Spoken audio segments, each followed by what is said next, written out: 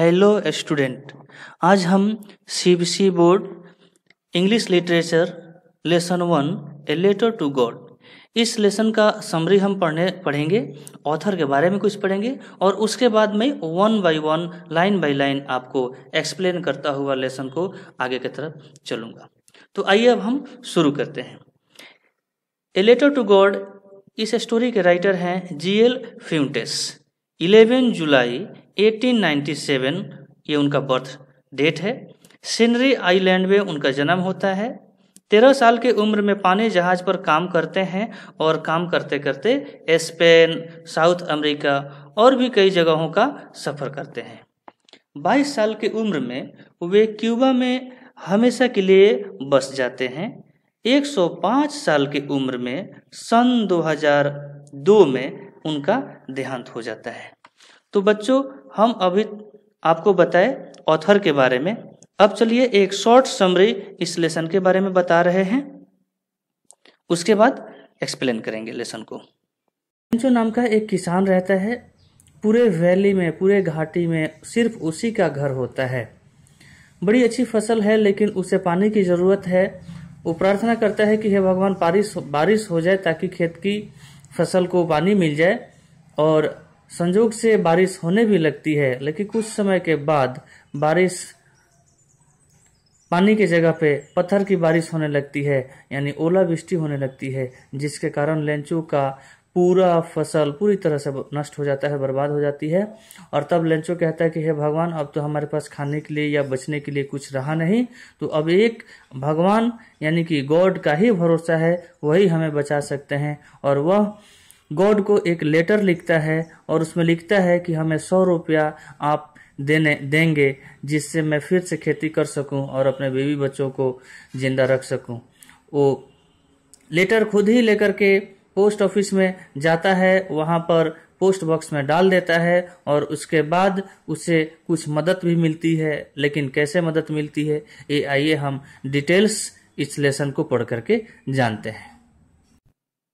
The house the only one in the entire valley, पूरे घाटी में एक ही घर था। Set on the crest of a low hill, किसी पहाड़ी के ऊपरी हिस्से पर बैठ करके। From this height one could see the river, कोई भी वहां पर बैठ करके नदी को देख सकता था। एंड द फील्ड, जहां पर खेती गृहस्थी कर रहा था लेंचो, उस खेती को देख सकता था। Of ripe corn dotted with the flowers that always promised a good harvest. कहने का मतलब कि पहाड़ी के ऊंची शिखर पे बैठकर, चोटी पर बैठ करके नदी को या फसल के एक एक दाने और फूल को भी बेहतर तरीके से देखा जा सकता था। और वो फील्ड भी देखा जा सकता था जहाँ से किसान को यानी कि लेंचो को हमेशा अच्छी फसल मिलती है, हर साल मिलती है। आगे की लाइन में है, the only thing the earth in needed was a downpour or at least of a shower। वास्तव में बहुत ही पानी की जरूरत थी, फसल को पानी की आवश्यकता थी और पानी कम से कम एक बौछार ही सही। Through out the morning Lencho, who knew his field intimately, had done nothing else but see the sky towards the north east। सुबह में जब वो अपने खेत में जाता है तो बड़े ही बारीकी से अपने खेत को देखता है और वहाँ खेत में, फील्ड में करने के लिए कुछ नहीं होता है, बस वह उत्तर और पूरब के दिशा में आसमान में देखता है कि अगर बारिश बरस जाए तो फिर फसल में चार चांद लग जाए। Now we are really going to got some water woman। The woman who was preparing supper replied, Yes, God willing। कह रहा है लेंचो कि हम लोग बारिश देखने वाले हैं, बारिश होने वाली है। उसकी पत्नी जो खाना बना रही होती है वो कहती है कि हाँ, अगर भगवान ने चाहा तो जरूर। The older boys were working in the field, बड़े बच्चे उनके फील्ड में काम कर रहे होते हैं। While the smaller ones were playing near the house until the woman called to them all.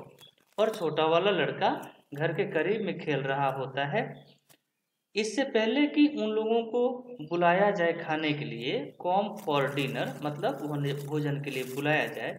It was during the meal just, भोजन का समय हो गया था, just as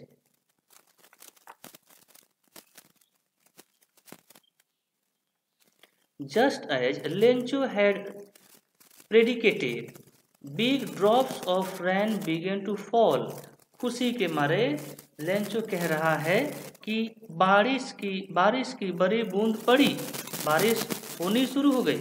in the north east, उत्तर और पूरब से, huge mountains of clouds could be seen approaching, कह रहे हैं कि बादल की बहुत बड़ी पहाड़ या बादल उत्तर और पूर्वी दिशा से आ रहे हैं, पर्वतों के ऊपर से, वृक्षों के ऊपर से।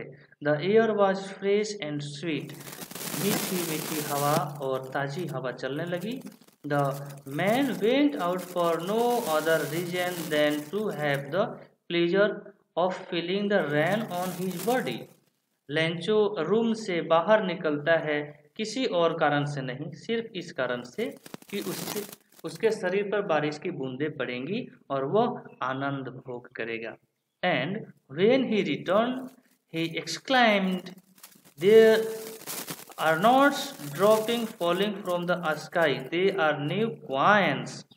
जब वो अंदर आता है, रूम के अंदर आता है, तो अपने पत्नी से, बीवी बच्चों से कहता है कि जानते हो, बारिश बाहर जो है वो बारिश नहीं हो रही है, पानी की बूंदें नहीं है, बल्कि एक एक पानी की बूंद सिक्के के बराबर है। बड़े बूंद 10 पैसे के बराबर और छोटे बूंद 5 पैसे के बराबर। कहने का मतलब कि उसके फसल के लिए बारिश की इतनी आवश्यकता थी कि जब बारिश हो रही है तो कह रहा है कि ये बारिश नहीं है, ये मेरे लिए पैसे हैं।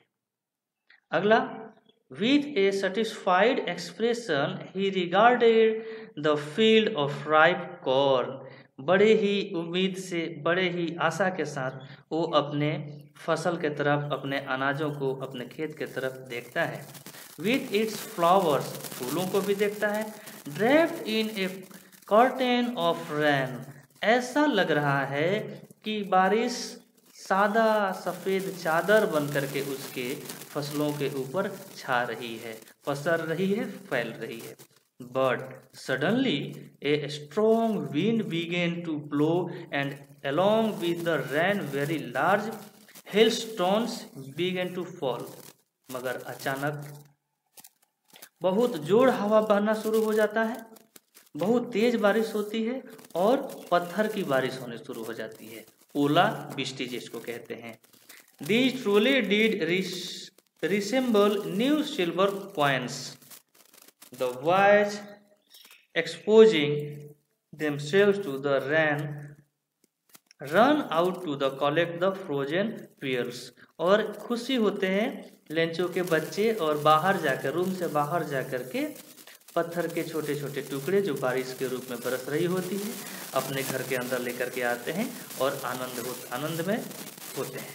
It's really getting bad now, exclaimed the man. लेकिन लेंचो कहता है कि वो हो, ये तो वास्तव में बहुत बुरा हुआ, अनर्थ हो गया। I hope it passes quickly, मैं आशा करता हूँ कि जितना जल्दी हो सके ये ओला वृष्टि जो है, पत्थर वाली बारिश और तूफान जो है, जल्द ही चली जाए। It did not pass quickly, लेकिन यह जल्दी गई नहीं। For an hour the hail rained on the house. For an hour the hail rained on the house, the garden, the hillside, the cornfield, on the whole valley. और घंटों तक घरों के ऊपर, वैली में, खेत में, फसलों पर, मतलब चारों तरफ ओलावृष्टि होती रही, पत्थर की बारिश होती रही, बर्फ की बारिश होती रही। द फील्ड वॉज वाइट, पूरा खेत जो था वो सादा सादा हो गया, सफेद हो गया। As if the covered with salt, ऐसा लग रहा था कि पूरे खेत में नमक बिछा दी गई है मोटी परत के रूप में। Not a leaf remind on the trees, यहाँ तक कि पत्ते, पेड़ के एक पत्ते भी नहीं दिख रहे थे। इतनी बर्फ हुई थी, इतनी बर्फ की बारिश जोर से हुई थी। The corn was totally destroyed, completely, उनका जो फसल था वो बर्बाद हो चुका था। The flowers were gone from the plants, पौधों से फूल टूट चुके थे, पौधे टूट चुके थे, फल टूट चुकी थी और सब के सब बर्फ के नीचे दब चुके थे। Lencho's soul was filled with sadness, Lencho की जो आत्मा है, लेंचो इस कहानी का किसान है, उसकी जो आत्मा, उसके अंदर का जो मन है वो दुख से भर जाता है। उसे आशा थी कि बारिश होगी तो अच्छी फसल होगी, बारिश तो हुई लेकिन बर्फ की बारिश हुई और फसल अच्छी होने के जगह पे बर्बाद हो जाती है। इसी कारण से उसे फसल नष्ट हो जाने के कारण लेंचो को अति कष्ट होती है। When the storm had passed, he stood in the middle of the field and said to his son, जब तूफान चली जाती है, बारिश, पत्थर की बारिश थम जाती है, तब वह फील्ड में बीच में जाकर के खड़ा हो जाता है लेंचो और कहता है अपने बेटे से, a plague of the locusts would have left more than this, अगर टिड्डे के झुंड फसल को बर्बाद किए होते या फसलों पर अटैक किए होते तो भी कुछ ना कुछ बच जाती फसल हमारे लिए, लेकिन ये तो ओलावृष्टि हुई है, इस तरह से हुई है कि पूरा फसल ही बर्फ हो गया है, दब गया है और नष्ट हो चुका है। The hail has left nothing, ओलावृष्टि ने हमारे लिए कुछ भी नहीं छोड़ा है। This year we will have no corn, इस साल तो हमारे पास कोई अनाज ही नहीं होगा। That night was a sorrowful one, और वह रात उन लोगों के लिए बहुत दुख की रात थी। All our work for nothing, हम लोगों ने जो कुछ भी मेहनत किया उसका रिजल्ट हमें कुछ भी नहीं मिला। There's no one who can help us, और यहाँ तो कोई है भी नहीं जो हमारी मदद कर सके। उस वैली में तो पूरे वैली में एक ही घर था और वो था लेंचो का।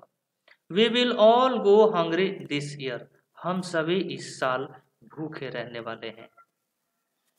But in the hearts of all who lived in that solitary house in the middle of the valley, there was a single hope, help from God। कह रहे हैं कि उस पूरे वैली में जहाँ पर कि उनकी मदद करने के लिए कोई नहीं है, तो सिर्फ भगवान ही है जो शायद उनकी मदद करेगा। Don't be so upset, even thought this seems like a total loss। कह रहे हैं कि ऑफसेट मत हो जाओ, दुखी मत हो जाओ, हालांकि सब कुछ बर्बाद हो चुका है, लेकिन फिर भी भगवान पे भरोसा रखो, कुछ ना कुछ तो कर ही देंगे। Remember no one dies of hunger, भूख से कोई नहीं मरेगा, याद रखो। क्यों? क्योंकि सबका मालिक प्रभु है, वो कुछ ना कुछ करेगा। What they say, no one dies of hunger, कह रहे हैं कि कैसे कोई भूखे नहीं मरेगा, बिल्कुल ही फसल नष्ट हो चुकी है। All through the night Lencho thought only of his one hope, the help of God, सारा रात लेंचो बस यही सोचता रहता है कि इस साल अगर हमारी मदद ईश्वर नहीं करते हैं तो वास्तव में बहुत भयंकर खराब समय आने वाला है। Those eyes, as he had been instructed, see everything, उसकी नजरें जिसके सिर्फ देखने से ही सारे निर्देश पालन हो जाते हैं, सारे काम हो जाते हैं, जो सबको देखता है। Even what is deep in one's conscience, जिसका विवेक का कोई अंत नहीं, उसके ऊपर भरोसा रखो। Lencho was an ox of a man, Lencho जानवरों की तरह मेहनत करने वाला था। Working like an animal in the fields, खेत में वो जैसे बैल मेहनत करते हैं वैसे मेहनत करता था। But still he knew how to write, और थोड़ा बहुत वो लिखना भी जानता था। The following Sunday at daybreak he began to write a letter which he himself would carry to town and place in the mail. रविवार का दिन था, दिन शुरू हो चुका था, सुबह का समय था। वह खुद ही एक पत्र लिख रहा है और वह खुद उस पत्र को टाउन जा करके मेल बॉक्स में डालेगा। It was nothing less than a letter to God. वह सिर्फ एक पत्र था जो भगवान के लिए लिखा गया था। तो बच्चों, आज का वीडियो, आज का क्लास बस यहीं तक। इससे आगे का जो लेसन है वो हम आपको अगले वीडियो में बताएंगे। तब तक के लिए धन्यवाद।